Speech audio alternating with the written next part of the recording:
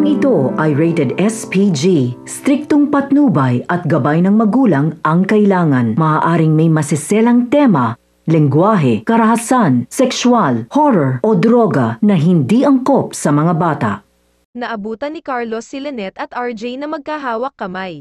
Ano kaya ang magiging reaksyon ni Carlos sa nakita niya? Welcome back sa aking channel, Abot Kamay na Pangarap. Nagulat ang lahat nung makita nila si Moira na buhay. May kumalat kasing chismis na patay na daw si Moira. Sinabi ni Nurse Karen kay Nurse Evan na bakit mo kasi binalita agad na patay na si Ma'am Moira. Hindi naman pala, sinabi ni Nurse Evan na sana magkaroon ng himala na makalimutan ni Moira lahat ng kasamaan niya at masamang ugali niya. Sinabi ni Nurse Karen na hindi sapat ang head injury lang. Dapat head transplant sa sama ng ugali niya. Nag-sorry din si Annalyn kay Annalyn sa tinanong niya kay RJ na kung sakali ay may chance pa ba sila na magkabalikan ni Lynette at RJ.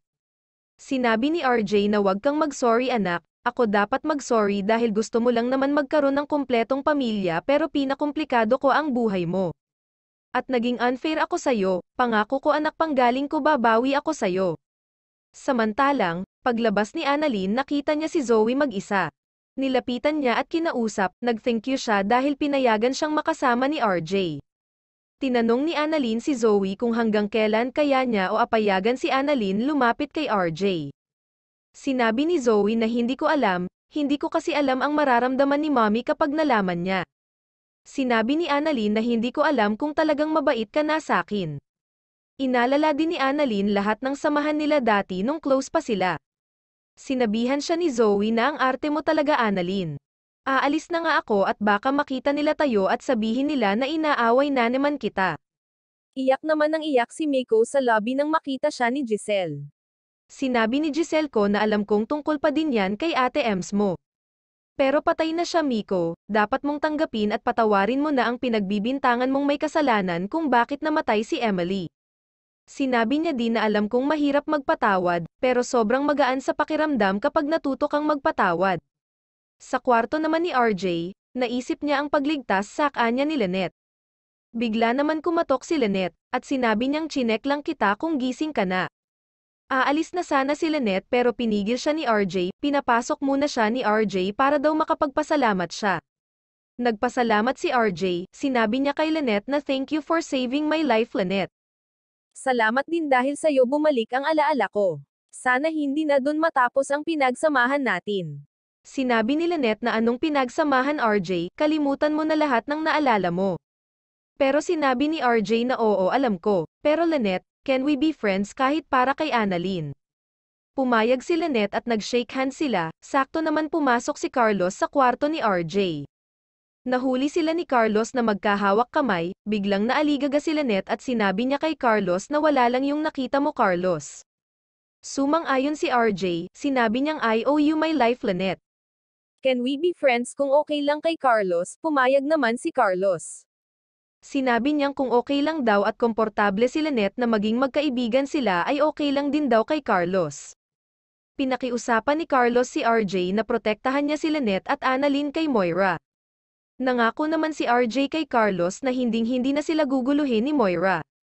Samantalang kwinento ni Annalyn kay Linden ang pagpayag ni Zoe na makasama niya ang tatay nilang si RJ. Sinabi ni Doc Linden na sana ay senador si Zoe sa mga pinapakita niya. At siguro natatakot lang dati si Zoe sa mga magiging reaksyon ni Moira sa kanya. Sinabi ni Annalyn na masaya talaga siya na nagkabati na sila bilang magkapatid. Biglang dumating si Miko, sinabi ni Annalyn na Miko pwede ba? Huwag mong awayin si Doc Linden, sinabi ni Miko na hindi ko siya aawayin Doc Annalyn. Gusto ko lang ayusin ang problema namin. Samantalang paglabas ni Lynette at Carlos sa kwarto ni Robert, tinanong ni Lynette si Carlos kung talaga bang okay lang kay Carlos na maging magkaibigan sila ni Robert. Sinabi ni Carlos na po naman Lynette, kung yun ang makakabuti kay Annalyn. Alam kong magiging masaya si Annalyn kung magkakaayos kayo ni RJ bilang magkaibigan. Sinabi ni Lynette na Kim Paden talaga iniisip mo ni Annalyn no? Na kahit masasaktan ka, sinabi ni Carlos na I trust you Lynette. Alam kong hindi mo sisirain ang pagmamahal at tiwala na binibigay ko sa'yo. Na kung talagang mahal mo ko hindi mo ko kayang saktan. At kahit ano pang desisyon mo maiintindihan kita, sinabi ni Lynette na ang swerte ko sa'yo no. Gwapo ka na, mabait at higit sa lahat honest, nagkausap Nathan si Miko at Linden. Nag-sorry si Linden kay Miko, at kahit mahirap magpatawad sinabi ni Miko na kailangan ko na I let go lahat ng galit ko. Pinapatawad na kita Doc Linden, at si Bugs naman ay nasa East Ridge nang. Makita niya ang picture ni Annalyn, nagtanong siya sa sarili niya kung kay Dr. Annalyn kaya talaga ang cellphone na hawak niya. Ibibigay kaya ni Bugs kay Annalyn ang cellphone sa teaser. Sinabi ni Lynette kay Annalyn na huwag kang masyadong magtiwala kay Zoe. Dahil anak pa din siya ni Moira, sinabi ni Linden na I'm sure magbabago ang tingin ni Ma'am Moira sa'yo dahil you save her life Annalyn. Samantalang nagising na si Moira, at tinanong niya si Zoe kung sino ang gumamit ng power drill sa kanya.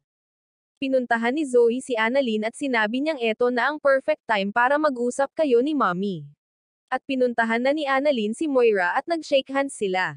Totoo na kaya ang lahat ng kabaitan na pinapakita nila kay Annalyn? O pakitang tao lang? Yan nga mga kabot ang mga dapat nating abangan sa abot kamay na pangarap.